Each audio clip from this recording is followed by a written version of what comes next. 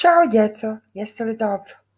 Danas ću vam objasniti prezent, sadašnje vrijeme. Vidjet ćete, vrlo je jednostavno. Prezent je glagolski oblik koji izriče radnju u sadašnjem vremenu, to jest sada i uvijek. Nastavci za prezent su am, em, jem i im. Na primjer, sada spavam, spavaš, spava, spavamo, spavate, spavaju. Kod prezenta treba da naučite i kako se pronalazi prezentska osnova.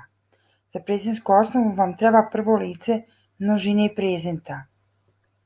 Znate to je ono mi, spavamo, radimo, učimo. Sada samo odbijemo nastavke mo i dobili smo prezentsku osnovu.